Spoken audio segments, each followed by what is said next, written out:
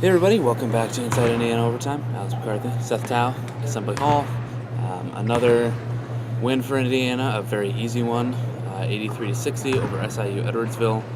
John Harris, a former Marquette player under Tom Crean, was the head coach of the Cougars, and so that was kind of a weird dynamic between the two of them. OG Anunoby missed this game with an ankle injury. Tom Crean said after the game that he doesn't think it's going to be long term, but he's pretty much for sure that he's not going to play Sunday. I imagine, that they're, even if he were kind of getting back to playing strength, they wouldn't have any need for him against Southeast Missouri State. So that was kind of the most important maybe thing of the night. But in his place, Juwan Morgan started and had an excellent game, a near perfect game, some would say. Yeah, best game of his career for sure. First career double-double. He had 18 points. He was split half and half. First nine in the first half, 9 in the second half. 18 points, 10 rebounds, and Tom Crean was especially impressed with not just with the points, but with the rebounding, with the hustle. He specifically said that he didn't think normally when a player like OG goes down, you can't fill that role with just one person, but Juwan proved him wrong. Yeah, and he was 8 for 8 from the floor, which is tied for the second best. Didn't miss a single shot all game. Yeah, tied for the second most shots made in a game without missing, behind Will Sheehy a couple years ago, 3 years ago, I think. And then Deron Davis had, again, the best game probably of his very short, very young career. He had 14 points, 4 for 6 from the floor, perfect 6 for 6 from the line. Threw on a couple of rebounds as well, and just played really well. I mean, he's played well in fairly brief minutes so far this year, but tonight, with Anunoby sideline, he played 17 minutes and got a lot more chances. I mean, people were feeding him, and he was able to make some moves in the post, and really looked a lot more polished than we've obviously ever seen him. So it was good to see. It was interesting to see him getting into the rhythm of the game and see what he looks like, as a little bit more of a full-time player. Yeah, the post game was working for the entire game for Indiana. They were feeding the post a lot more than we'd seen recently and doing a better job of it. And Deron Davis responded with, as you were talking about, a really good game. Yeah, 42 points in the paint for Indiana, 17 second chance points, and held the Cougars to just 5 second chance points. But kind of lost in all the positives.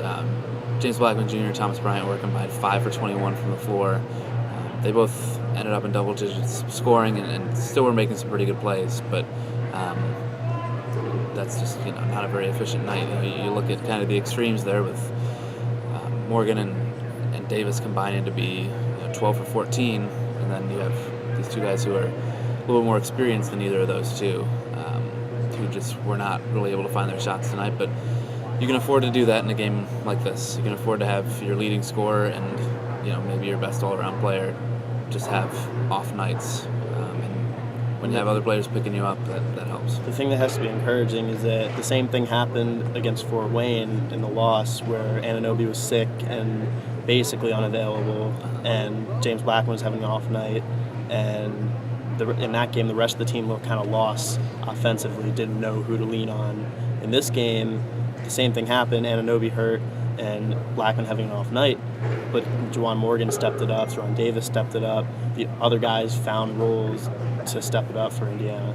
Yeah, and some good, smaller performances. I mean, Curtis Jones, pretty decent night, 3 for 5, 7 points, a couple rebounds, a couple assists. You saw some of the younger guys be able to see the court a little bit more tonight, which I think we all probably expected against SIU-Edwardsville. I wouldn't have expected Tim Priller to be checking in the game with over 9 minutes left in the game. Yeah, 6 minutes for Priller, career high 4 rebounds. And it was just like you said, it was surreal to see him ready to check in long before the under-8 timeout. And playing on the court with guys like Thomas Bryant and James Blackman as well. Yeah, it was very bizarre to see, but he was out there hustling. He was moving, man. This was his North Carolina. This was, and he played great. I mean, he had a block, so he made the most of his minutes. He did, but really not much more to talk about from this game. Indiana finishes off this grueling 4 games in 7 days stretch Sunday against Southeast Missouri State, and then they can kind of cruise a little bit until they play Butler. But until then, we'll be there Sunday. But until then, thanks for watching, and we're gonna go home. We'll talk to you soon.